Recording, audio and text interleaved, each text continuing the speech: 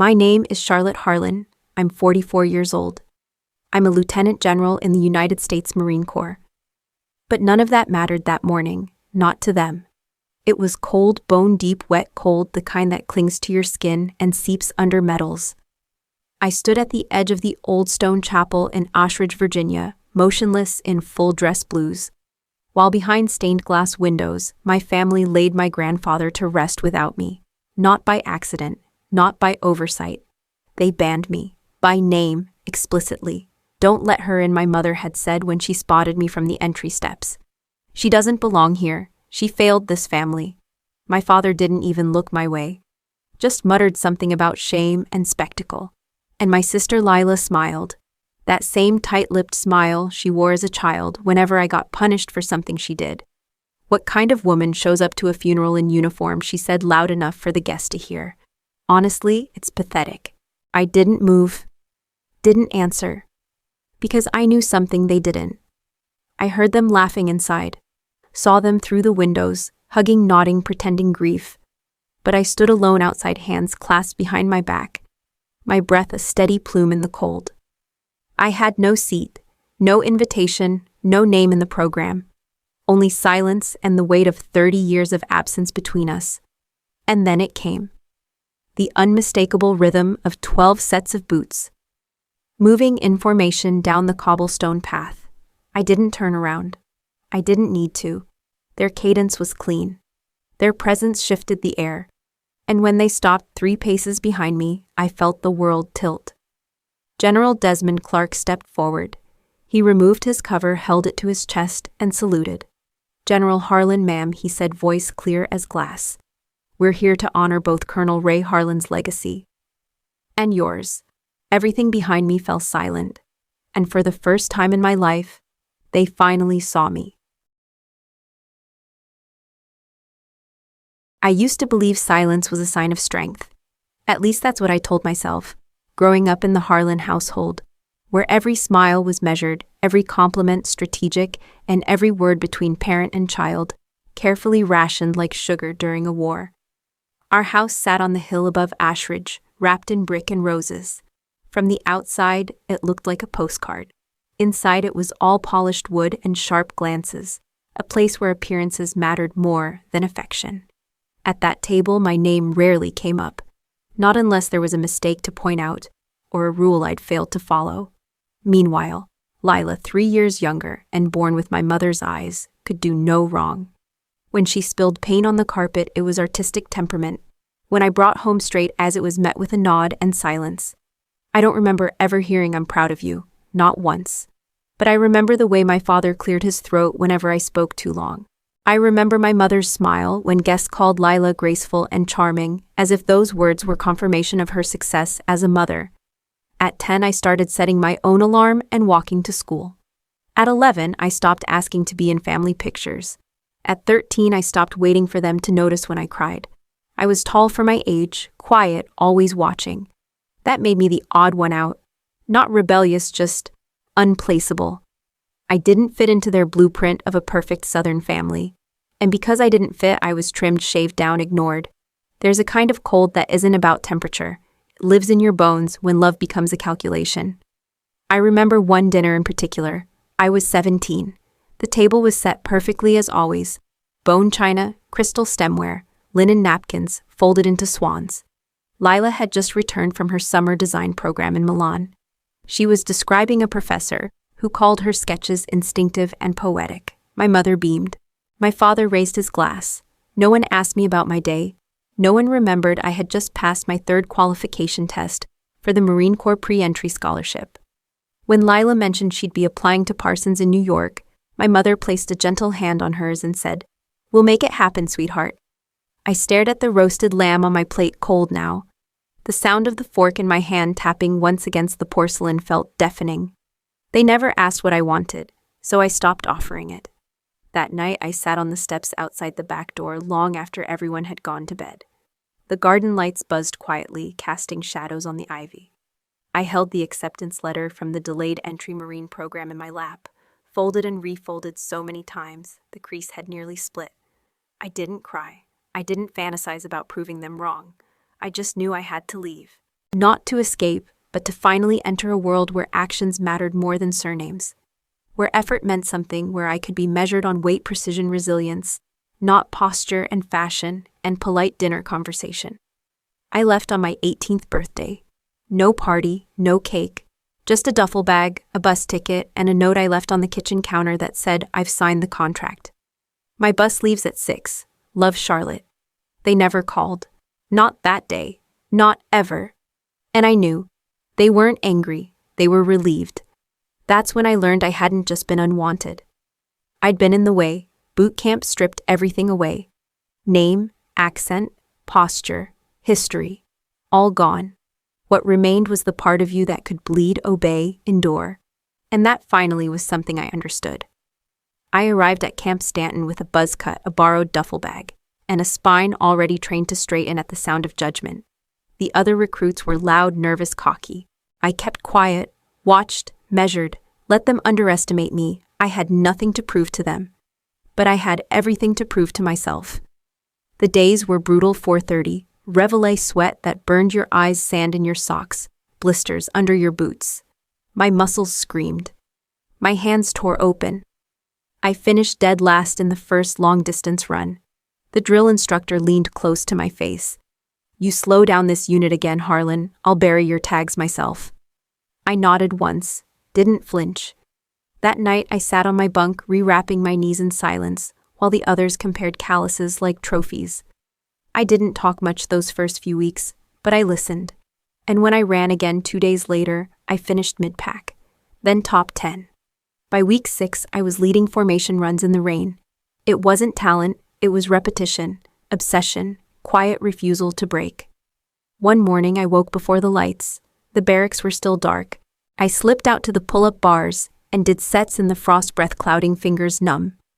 No audience, no applause. Just me and the steel. That's what the Corps taught me. You build yourself one repetition at a time. No one hands you worth. You earn it.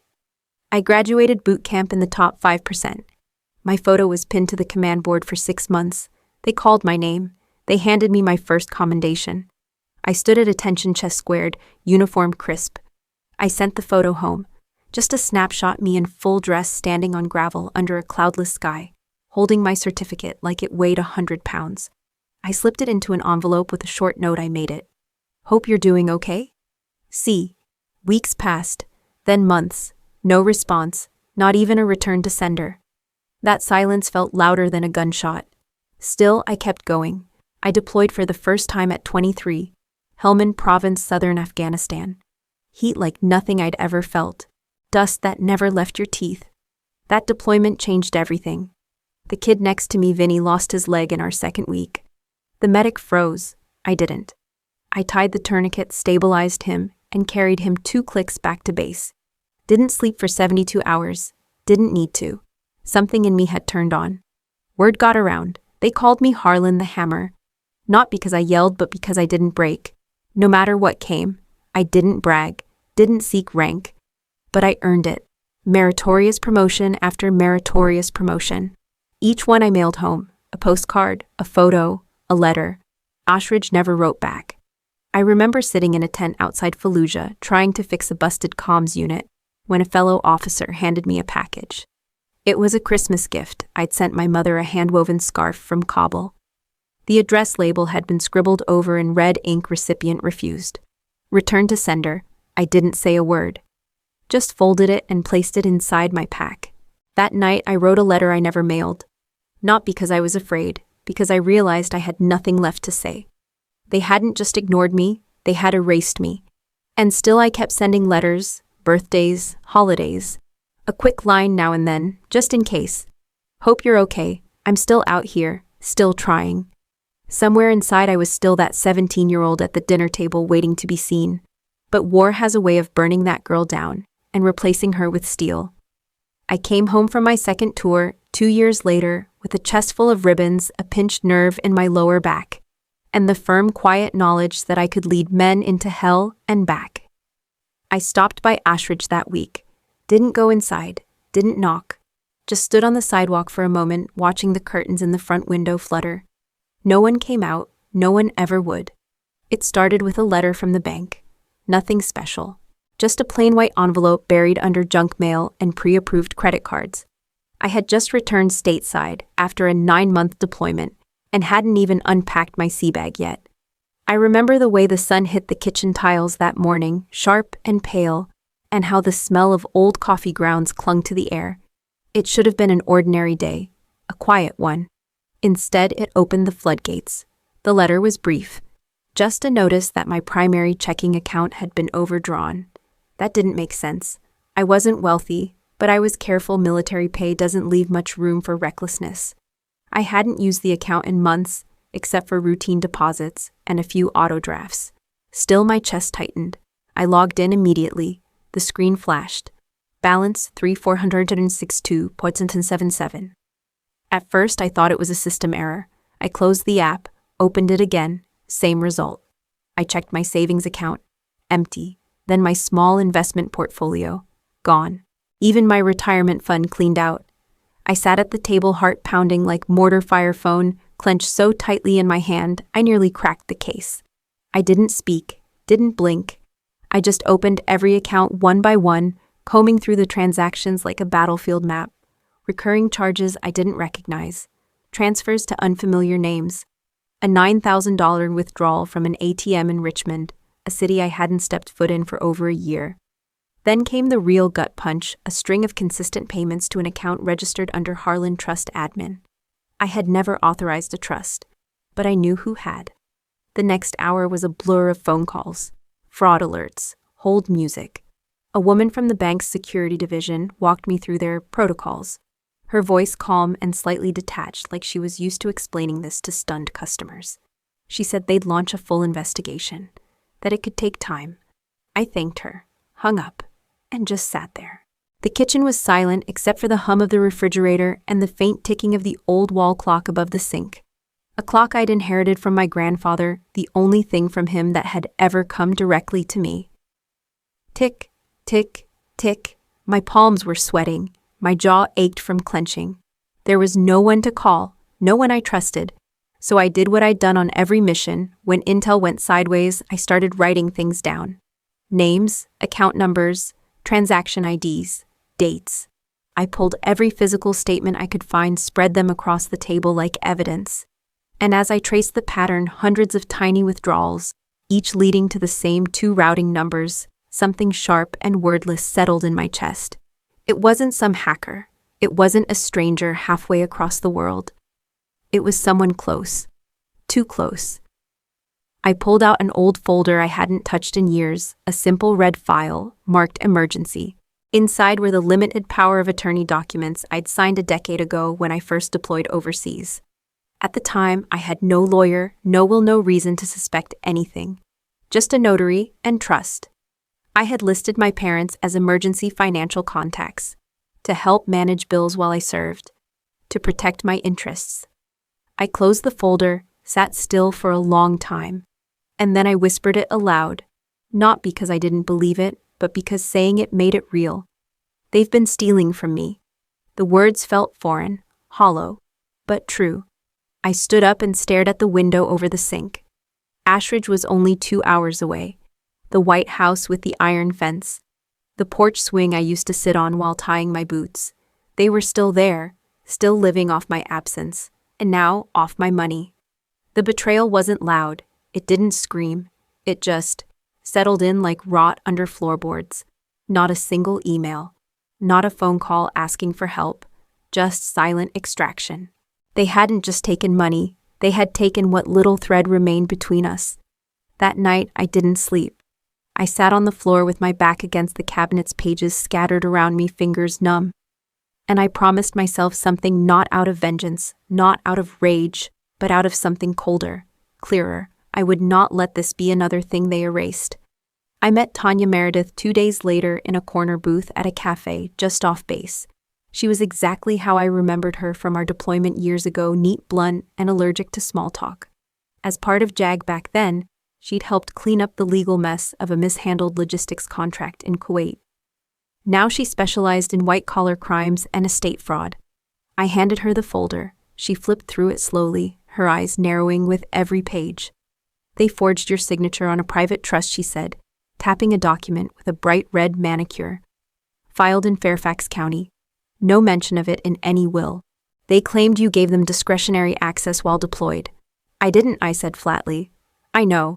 She didn't ask how I was holding up. Didn't need to. Can you trace it? I asked. She nodded. I've already reached out to someone.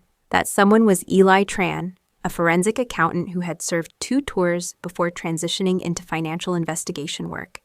He met us the next morning at Tanya's office, a squat building near Quantico, filled with file cabinets, fluorescent lighting, and a coffee maker that smelled like it had given up in 1996.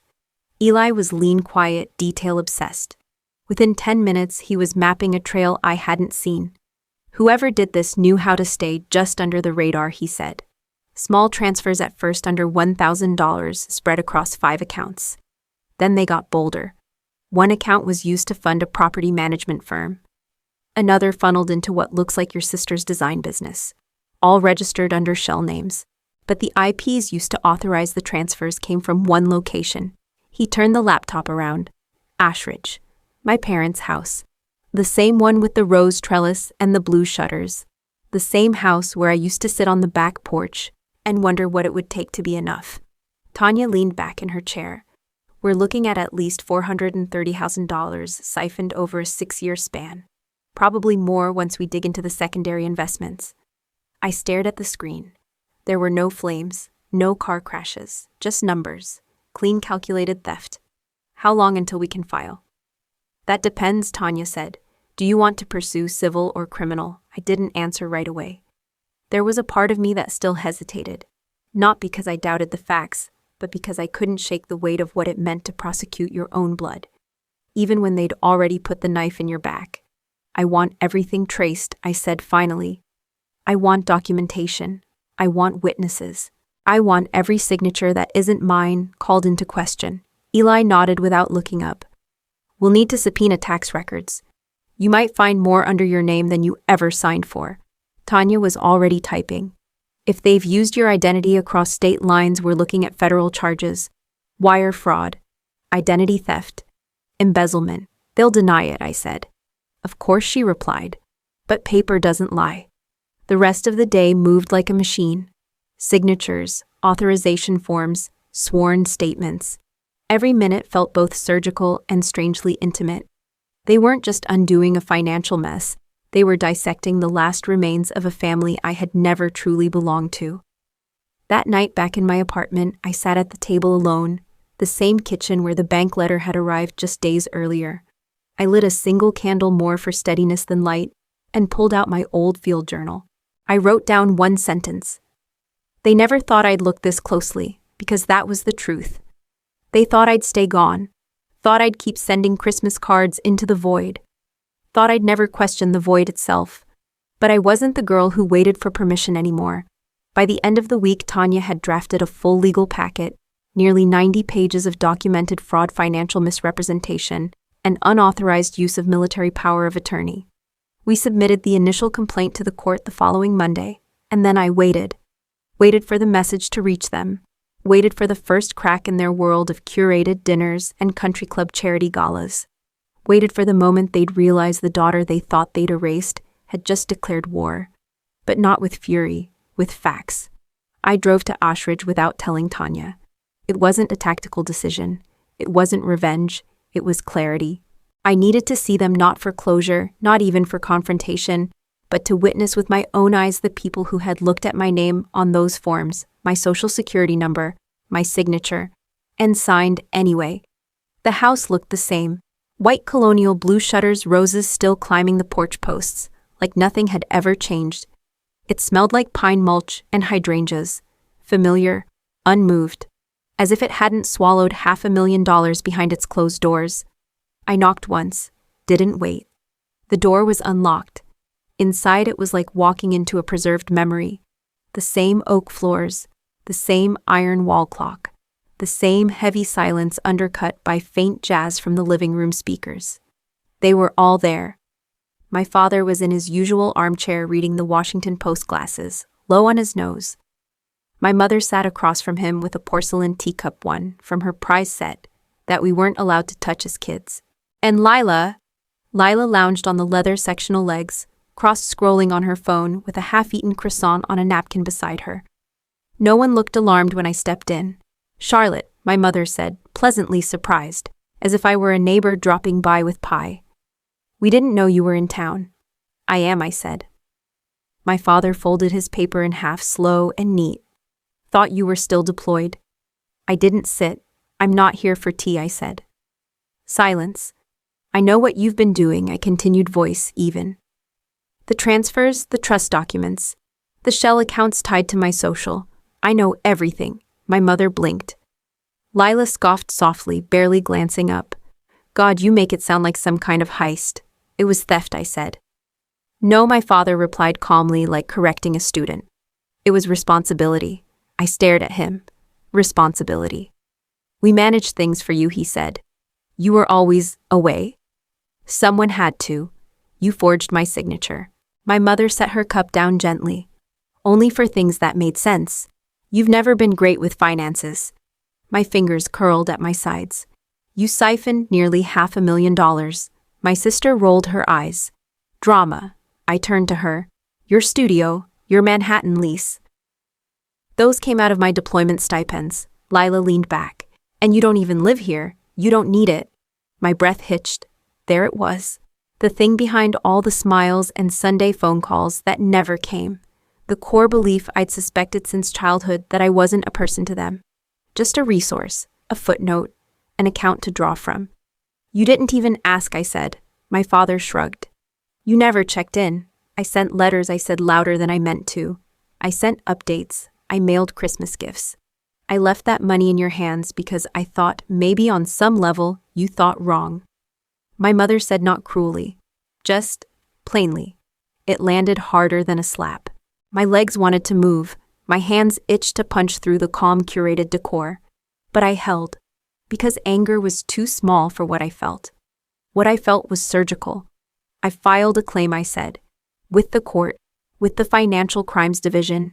Every dollar, every document. I have it all." My father's jaw tensed, but he didn't speak. My mother looked briefly to the side, as if trying to locate the nearest exit. Only Lila broke the silence. "You're going to turn this into a public scandal. I'm going to correct the record." "You're overreacting," she said, almost laughing. "This is family. Families help each other." "No," I said. "Families ask. Families don't steal in silence." "You think combat medals make you smarter than us," she hissed. "No," I said. "They made me aware of what survival looks like." I reached into my coat, pulled out a sealed manila envelope, and placed it on the coffee table. My mother flinched like it might explode. "Those are copies of everything I'm filing," I said. "You're not victims, you're defendants, and I won't be the quiet one anymore." For the first time, my father's voice cracked. "You'd destroy your own blood," I looked him in the eye. "You did that for me." Then I turned, walked to the door, and stepped out into the cool afternoon air. I didn't look back. And as I closed the door behind me, I knew this wasn't the end. It was only the opening salvo. I didn't cry on the way back, didn't scream, didn't curse, didn't punch the steering wheel like people do in movies. I drove in silence, one hand on the wheel, the other resting lightly on the envelope beside me. Evidence of a history that had finally named itself for what it was. Not neglect, not misunderstanding, but betrayal. I didn't go home right away. I parked at a gas station off Route 17 and sat under a flickering overhead light, watching cars pass in the dark. There was something strangely peaceful about it, how life kept moving, how no one knew what had just happened 2 hours down the road. I sat there until the sky turned a deeper shade of black, and then I made the decision, not out of anger, out of discipline. The same kind of decision I'd made in combat zones where hesitation could mean the difference between survival and failure. Where you act not out of emotion, but out of strategy.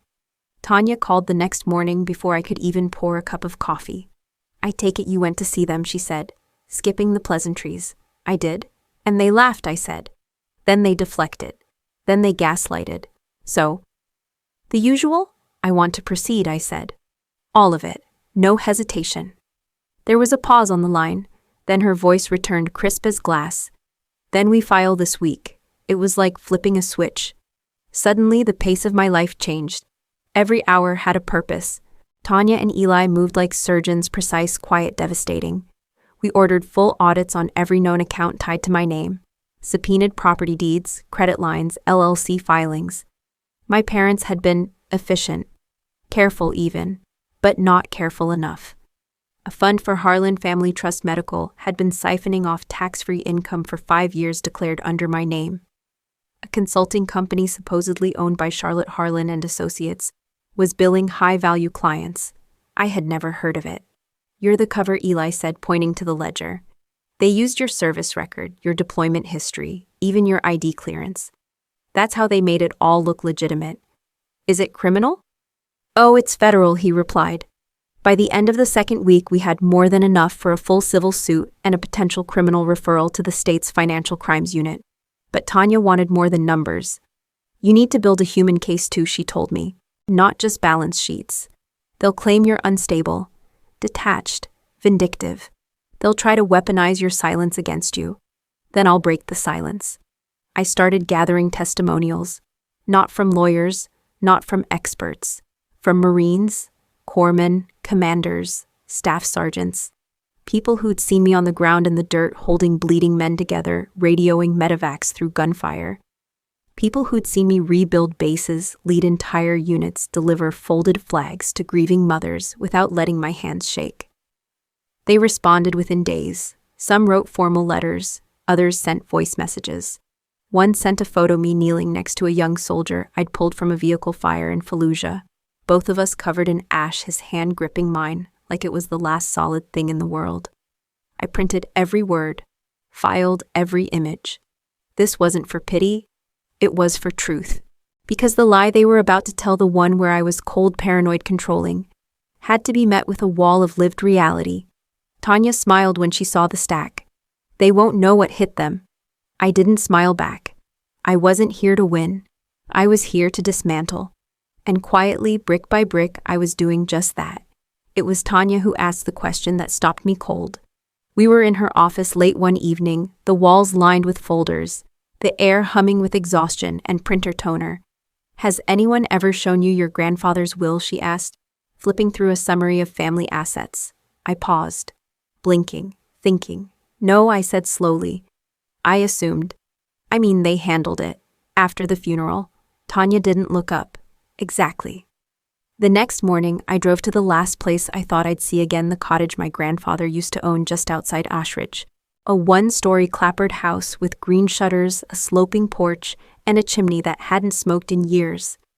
No one had touched it since he died. I still had the spare key. It was taped behind the water meter. The door creaked open, spilling warm dust and silence. The air smelled like cedar mothballs and old tobacco. Exactly the way I remembered it. Inside, everything was where he'd left it. His army boots by the back door, a pile of yellowed crossword puzzles on the end table, the chair with the torn armrest where he used to sit and hum under his breath. Sometimes old war songs, sometimes nothing at all. I stood in the center of the room for a long time. I hadn't realized how much of him still lingered here. Not in some ghostly, sentimental way, just in the quiet order of it.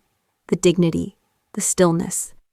I moved slowly through the house, searching. Drawers, cabinets, file boxes.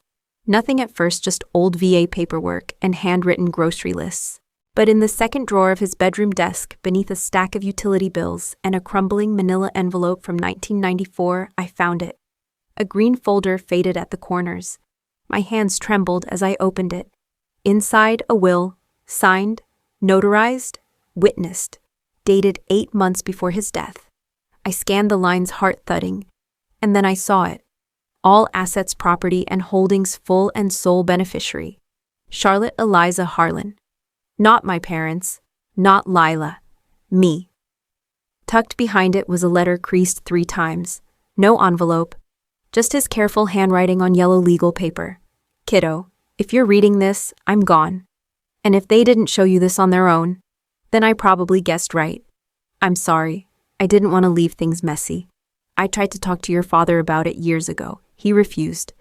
You were always different, Charlotte. You didn't need approval. You needed space. And you made something out of it. That matters more than any damn crystal vase or bank account. The house is yours. The land, too. everything in my name, because I believe you'll do more good with it than anyone else ever could. Stand tall, like always. Ray. I read the letter 3 times. Then I sat on the floor and cried for the first time in months. Not out of sadness, not even relief, but because for the first time in a long time I felt seen. Not for my ribbons, not for my rank, but for who I was at the core. He had known. Even before the betrayal, even before the theft, he had known what they were capable of. And in his quiet, principled way, he had tried to protect me without confrontation, without spectacle. I folded the letter and will with military precision, slid them into a fireproof case. Then I locked the front door, left the key where I found it, and drove straight to Tanya's office. She examined the documents like they were sacred. This changes everything, she said. It shifts the power dynamic entirely. It always belonged to me, I said quietly. They just kept it buried. She nodded. We'll have it certified. We'll file the notice. This is bulletproof. But I wasn't thinking about court filings. I was thinking about the back porch where I once sat with my grandfather at age 7, struggling to tie the laces on his old army boots. I kept getting the loops wrong. He knelt beside me, calloused hands, patient. Try again, he said, because one day you'll need to do it alone. I had forgotten that moment, but now it came back with perfect clarity, and I realized he'd been preparing me all along. Once the will was certified and filed, Tanya looked at me across her cluttered desk and said, "Now we build the wall." She didn't mean a legal wall. She meant the kind made of truth, of people, of memory. "They're going to smear you," she said. "Say you're unstable, estranged, opportunistic. You've been gone too long, Charlotte. Most of these people only know your family's version of you." Then it's time they heard mine. I didn't make public posts, didn't write open letters. I made phone calls. To men and women I'd served with. Marines who knew what it meant to trust someone with your life at 2 a.m. under mortar fire. People who had no idea what had happened with my family, but who remembered the sound of my voice when I gave the order to pull back. Who remembered my hand on their shoulder after the blast. Who remembered me not by title, but by action. I didn't ask them to defend me. I asked them to tell the truth. One by one they responded. A gunnery sergeant from Helmand wrote, "She stood between us and the bullets. I'd trust her with my children." A corpsman I once dragged from a smoking Humvee left a voicemail so quiet I had to play it 3 times. I didn't think I'd live. But I remember her eyes. She didn't look away. A lieutenant from my 2nd Command sent a photo of our unit standing together on the tarmac. My hand raised mid-salute, his note scribbled on the back. "We followed you because you never needed to be loud to lead." Tanya compiled everything. 37 letters, 9 declarations, 4 sworn affidavits. Each one detailed, verifiable, written by people with ranks, serial numbers, and lives I had once helped hold together. It wasn't about building a case anymore. It was about restoring a record. I wasn't the distant daughter, the cold soldier, the paranoid woman with a vendetta. I was Charlotte Harlan, Lieutenant General, decorated, tested, and steady. And I was done letting them define me. Eli, for his part, found even more under the surface. "They used your name to secure a home equity line on your grandfather's house," he said, his eyes flicking over the screen. "Posthumously. That's straight-up forgery. I didn't ask how they got past the bank. I already knew the answer. Prestige, assumptions, the Harlan name. They'd counted on everyone trusting them, the good family in the good neighborhood with the good daughter in New York, and the quiet one off in the military somewhere. They never thought I'd come back armed with the one thing they couldn't fake: proof. By week 4, we had over 200 pages of evidence. And still, I wasn't finished. I returned to Camp Stanton on a crisp Thursday morning and requested a transcript of my full service record, every commendation, every medal, every deployment. The file was thick. I flipped through it with a kind of detached awe, as if it belonged to someone else. Then I saw it, a letter buried in the appendix, written by General Desmond Clark, my first commanding officer, now a 4-star. Respected across every branch. In it, he described me as a leader forged in silence, whose strength lies not in declarations, but in presence. She has held lines tactical and moral when others would have folded. I called him that afternoon. "Sir," I said, "I don't expect involvement. But I found your letter. and it meant more than I can explain. There was a pause, then his voice low and firm. I remember every word I wrote, and if needed, I'll say them again. Out loud, in court, wherever it counts. I didn't expect that, didn't ask for it, but I felt the shift in my chest quiet and seismic. This wasn't about vindication anymore. It was about reclaiming a space they had tried to erase me from.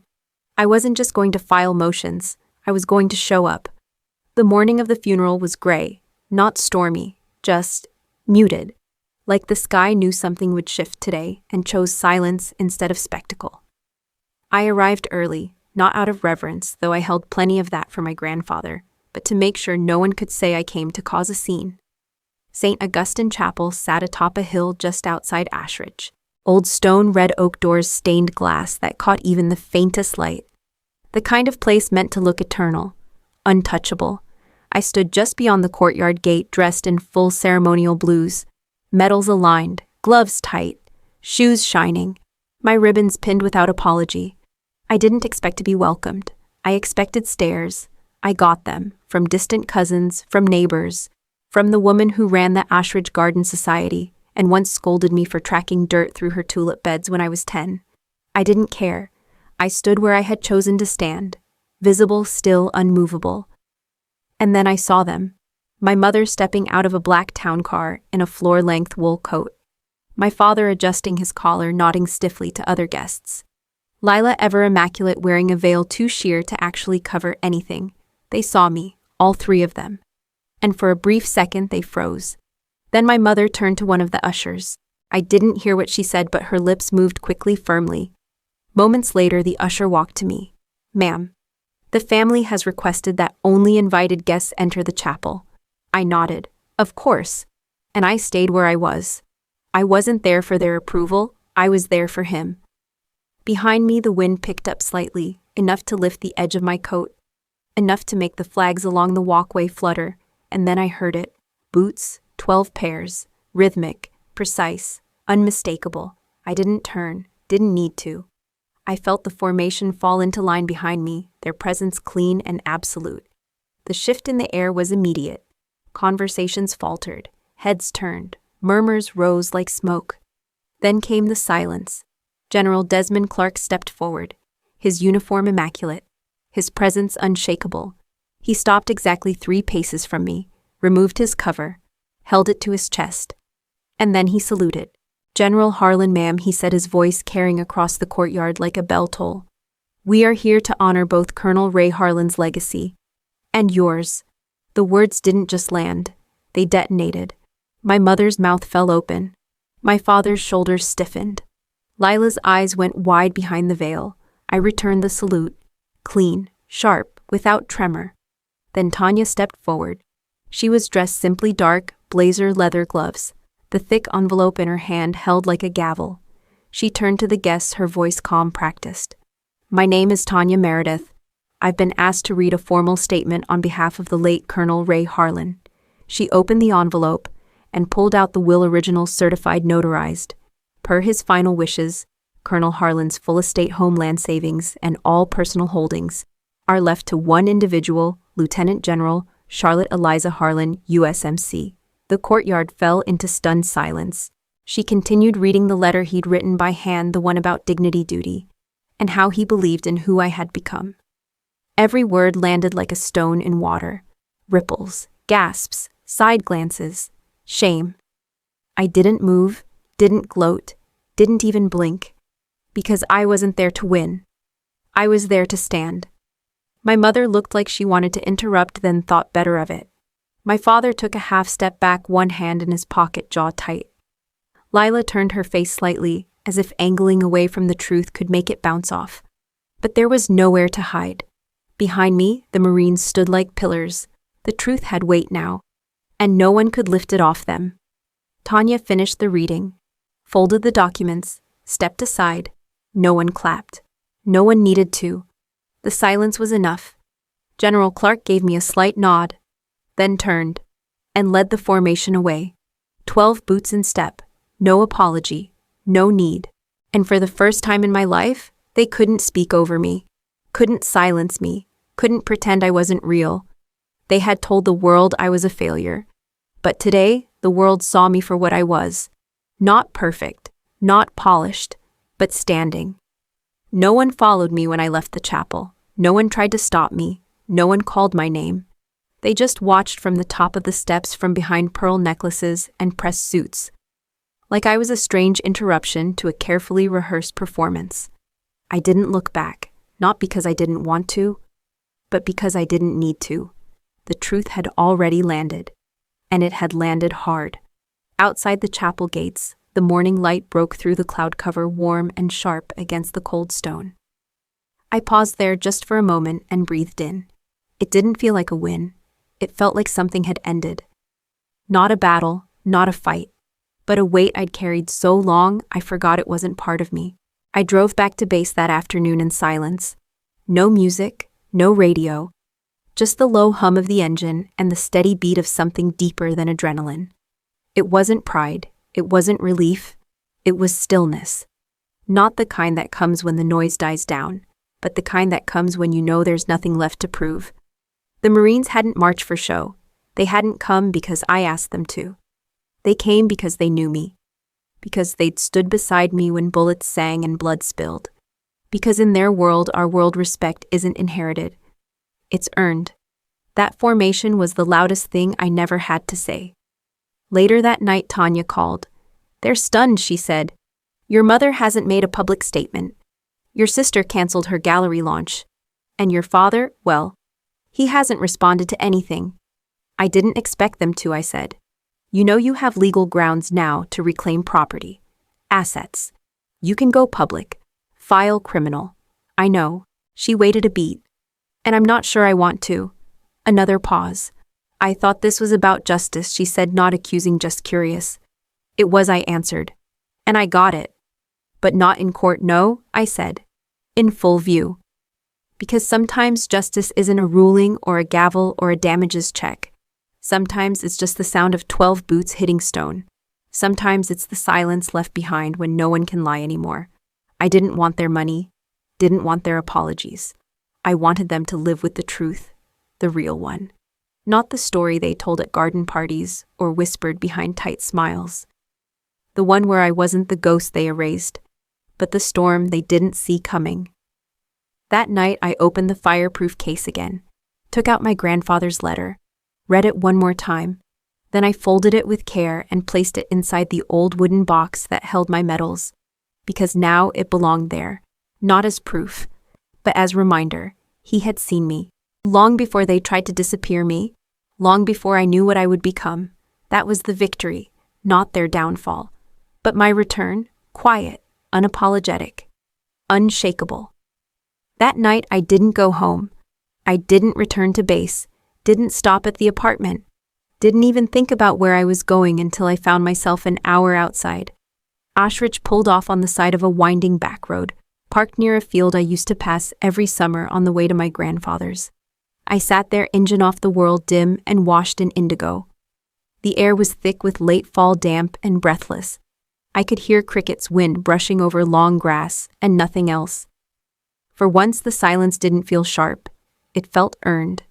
The events of that day, the chapel, the salute, the will played in my mind like an old film reel. Not as triumph, but as revelation. A closing chapter.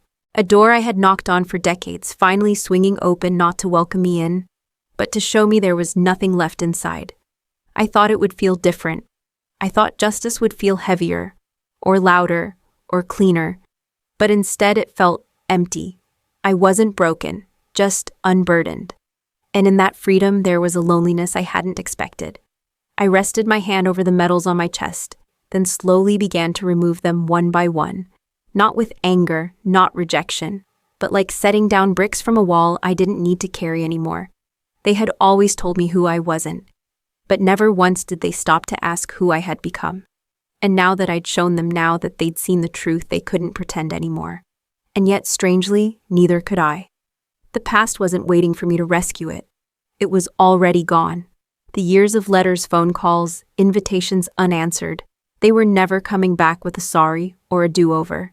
Even if they begged, even if they understood, which they wouldn't, there was no version of the story where we gathered at a table again. The thought didn't make me angry. It made me quiet. I stayed parked on the edge of that road until nearly midnight. Then I drove back slowly, no destination in mind, until I found myself standing in the middle of my own apartment again, coat draped over the chair metals, back in their box. My body moving like it had done this too many times before. Routine is how soldiers survive peacetime. I poured a glass of water, sat at the counter, just breathed. And then, like a ghost crawling up my spine, the loneliness arrived, not the kind born from physical absence, but from relational finality. I had ended something that would never start again, and part of me had wanted it to start all along. I didn't sleep that night. Instead, I opened the small drawer beside my bed and pulled out the only picture I had of my grandfather and me, taken the day I graduated boot camp. He wasn't a man of big expressions, but in this photo, he was smiling, not beaming, not dramatic, just proud. I hadn't noticed it before, but now I saw it clearly. That smile was for me, not for the camera, not for ceremony, and that more than anything gave me the resolve I needed. The next morning, I showered, dressed in plain clothes, and drove out to the house he'd left me. It had been days since I'd opened that door. The same key still fit in the lock. The same smell, cedar tobacco, old wool rose in the air the moment I stepped inside. It felt untouched by time, as if he'd left for groceries and never came back. The house wasn't big, wasn't valuable by market standards, but it was solid. And it was mine. I stood in the center of the living room and whispered aloud, "Okay," because I finally knew this was the place I'd start over. Not to hide, not to retreat, but to build. Not for them, not even for him, but for the version of me that had made it through war, through silence, through betrayal. That version deserved more than a title. She deserved a life. I spent the rest of the day walking through the house, making a list of everything that needed repair: loose tiles, creaking floorboards, rusted hinges. It felt good to notice things again, things that weren't tied to survival or mission objectives. Late in the afternoon, I found myself back on the porch. It was the same porch where I'd learned to tie bootlaces, where he had said, "Try again. One day, you'll have to do it alone." I hadn't done it alone, not entirely, but I had done it without them, and that was enough. The sky turned amber. The breeze picked up. I took a deep breath, pulled my phone from my pocket, and opened the message Tanya had sent the night before. It was a scan of the final filing paperwork, stamped and logged. The estate transfer was complete. The record had been corrected. Everything they'd tried to keep from me now legally bore my name. I stared at it for a long time. And then, for the first time since the funeral, I let a single tear fall, not from grief, but from recognition. This was the cost of becoming whole. Letting go of the hope that they would one day choose me. Letting go of the weight of trying to be chosen. I pressed the screen to lock the image and whispered to the wind, "I choose me." No parade, no applause, just a woman standing on an old porch breathing free. And that was enough. It started with a folding table, not a plan, not a mission brief. Just a single wooden table, slightly uneven at one leg, set beneath the shade of an old oak on the eastern edge of the town square. I didn't hang a sign at first, didn't make announcements, didn't tell anyone I was coming. I just showed up. 1 thermos of coffee, a tray of biscuits I baked that morning, 3 folding chairs. That was it. I didn't know what I was building then. I only knew what I wasn't doing. I wasn't chasing headlines. I wasn't proving a point. And I sure as hell wasn't trying to be seen by the people who once looked through me. I was showing up for people who knew what silence meant, real silence. The kind that follows you home from war. The kind that sits beside you at 3 a.m., even when the room is empty. Veterans know that silence. The first man came on the 3rd morning. He didn't speak, just nodded, took a biscuit, poured himself half a cup of coffee, and sat. His jacket was worn, the patches faded. His shoes didn't match. I didn't ask questions, didn't try to fill the quiet. We just sat there for a while, watching pigeons pick at crumbs along the curb, listening to the wind tug at the leaves above us. Eventually, he said, "Army. 69 to 71. I nodded. Marines, 2001 to 2023. That was enough. He came back the next morning, and the one after that. By the end of the first week, we had 5 regulars. By week 3, it was closer to a dozen. No formal name, No registration. Just a table and a rhythm. I started calling it the quiet table, not because I needed a brand, but because it described exactly what it was. A space where no one had to explain, where no one had to prove they belonged. I used part of the estate funds to buy more chairs, a larger coffee urn, and a shaded canopy. Eventually, a few old folding tables joined the first donated, by someone whose father had once served in Korea. A bakery owner in town started sending leftover rolls. The butcher gave me a discount on eggs and sausage links. The librarian brought over boxes of old books no one checked out anymore. No one asked what my rank had been. No one brought up medals or ribbons. They just came, ate, sat, listened, stayed. And I did the same. My hands, the same ones that had gripped rifles and carried stretchers, now poured coffee-sliced oranges, folded paper napkins.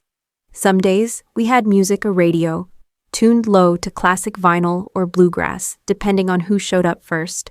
Other days, we sat in silence, and the silence was full.